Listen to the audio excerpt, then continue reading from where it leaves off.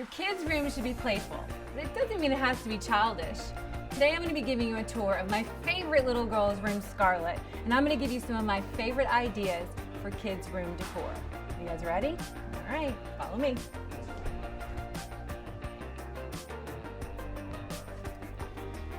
So I just want you guys to know I was very strategic in my planning of Scar's room. I wanted her to have furniture that she would grow with. I wanted her palette to be neutral. I wanted the same room that she literally could be, now she's 2.5, and where she grows up to 16 and still feel and be in the same room. And I have to say, I didn't want to redo it every year.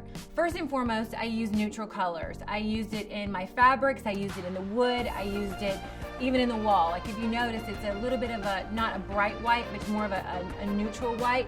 But again, so she could grow with this room. With the wood, you know, I chose it to be quite grainy, but I chose it to be warm. It kind of matched the floor. I will tell you a little bit of a secret for a mom. Lighter wood is so much easier to keep clean than darker wood. That was also a #1 choice that I did.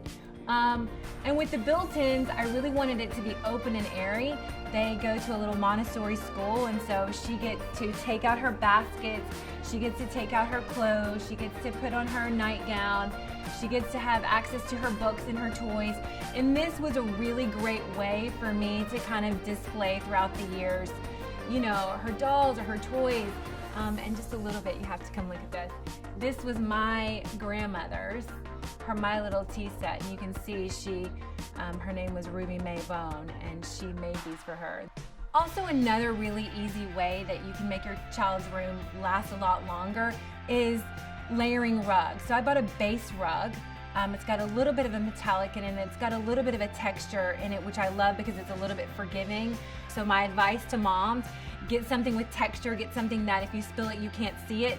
And also another big tip is layering. But again, once I'm done with it, you know, in 2 or 3 or 4 years, then I can replace it with someone else and it looks like a different rug, and it adds life to the whole room. I think the most important tip I can give you is that keep everything neutral and pick one color. So her color really is that hot pink with just a little mix of like metallic. Another little tip I've learned after my 3rd kid is doing everything waterproof. So this is a little cozy area that we read books, we sit, we talk, and it's all waterproof fabric. And I cannot tell you what a huge difference that has made, because you want the happy mess, but you don't want people to see the happy mess. So I've cleaned this 1,000 times. It still looks good. It's almost 2 years old. And I love it, and I love that I did it neutral, and I was a little bit scared, but again, this is outdoor fabric. Super inexpensive and super durable. So if I can impart some piece of wisdom, keep it neutral. Have that pop of color. Again, mine is pink, and look, I've got a little heart. I've got her bunny. This is something that I had made from an artist that I loved, and I fought to get this, and it's the #1 thing that I love so much in her room. She turns it on. She actually sleeps with it on right now because she's a little bit of going through that transition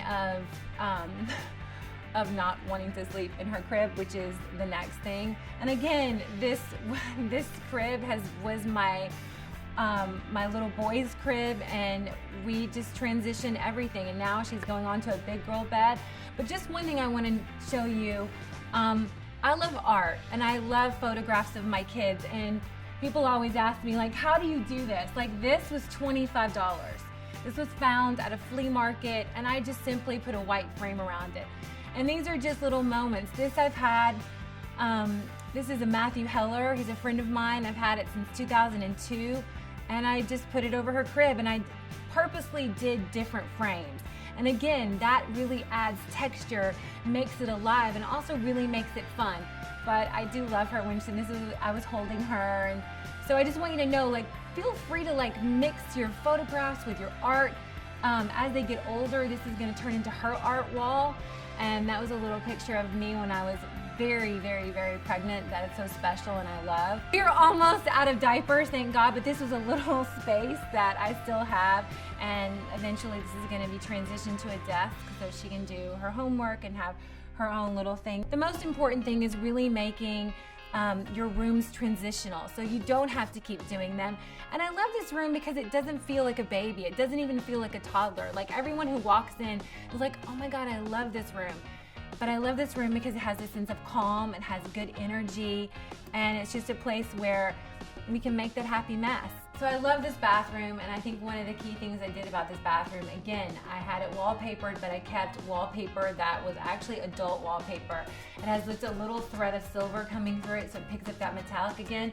But again, I left it super simple because kids are so messy and they have so many things. Like, let their artwork, or let their toys, or let their stuff, like she wears all these crazy headbands and little bracelets and necklaces, but let that be the color in your room. I think that's also another tip, is that there's so much color in everything that they have that also, you don't really have to scream color on all the walls. So again, it makes it like her room, but also if you have to have an adult sleep in, or you have people over, or her friends sleep over, it can really transition well. We throw a blow-up mattress on the floor and we're good to go. So you see, I have managed to organize a unique and comfortable room for my little girl Scarlett, and guess what?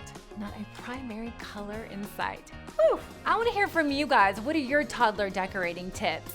I love decorating. I love hearing. Send me some comments below. If you like this, give Teddy and I a little thumbs up on the comments below. We love you guys, and from my happy mess to your happy mess, we send you lots of love.